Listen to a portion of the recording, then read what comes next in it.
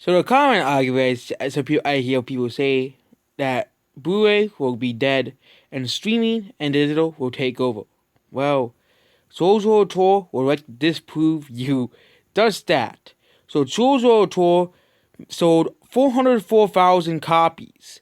That is also excluding the two movie collection, which sold another 25,000 copies. This movie sold more than Sonic and Onward on its first week combined on Blu-ray. Okay, we'll get Sonic sales. Okay. Oh yeah, 202,000, which is pretty impressive. And Onward was in 93,000. It sold both of those movies combined. Okay. And I don't know how good the legs of Souls World Tour is, but yeah, this movie has sold 404,000 copies. I think the only reason why this movie is selling so well on Blu-ray is because no other movies coming out. So if people are like, oh look, even though I don't like Souls, I guess I'll buy it because it's a new movie. Okay, something that we haven't had for a while.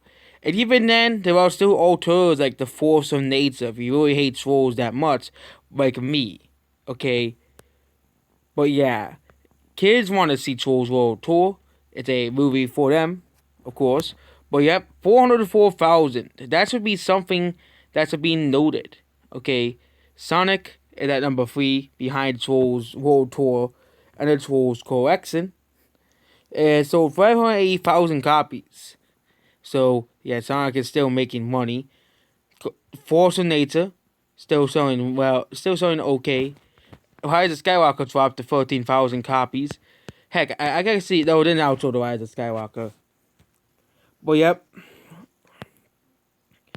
And yep, the Call of the Wild sold 307,000 copies. I don't think Scoob is gonna sell as well as Trolls World Tour. Okay, Scoob is hated by a lot of Scooby Doo fans and Hanna-Barbera fans, but Trolls World Tour is beloved by the audience, the same audience who watched the first movie.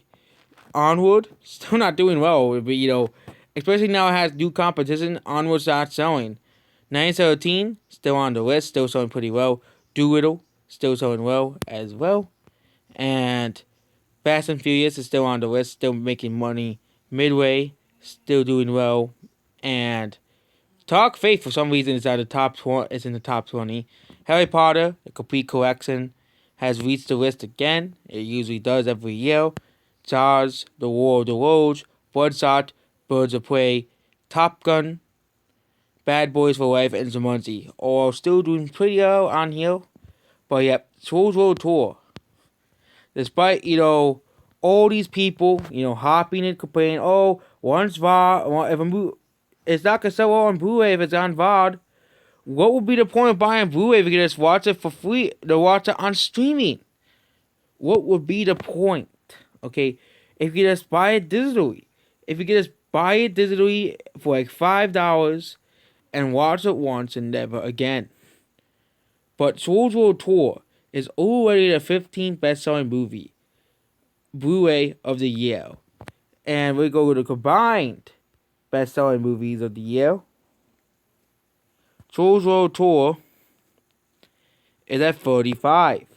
Nearly about to outsell Little Women, a movie that was popped up by the Oscars, and it was popped up as a masterpiece. It really wasn't, like most Oscar bait movies are. Okay, isn't the greatest thing since bread. It never will be. Little Women is just a fraud. And you look at this, Trolls World Tour outsold all these movies below it as well this year. Of course, a lot of these movies are movies that have got sold pretty well in the past, like Gone with the Wind, and movies from last year as well, such as Toy Story 4 and Endgame, which I think is no longer on this list. But yep, and yeah, movies like The Last Cyrus came out like a few years ago as well. Aquaman last year, Pets like 3 or 4 years ago, and the Lego Batman movie a few years ago as well. But yep, that's really it. Souls World Tour. Even though I hate Souls, at least it's doing something for Blu-ray. It's sold so many copies, despite a very easy option called streaming and digital. And again, Trolls World Tour does come with the Blu-ray, DVD, and digital code. So if you still want to watch the digital, you do have that option. So that's basically it. Goodbye.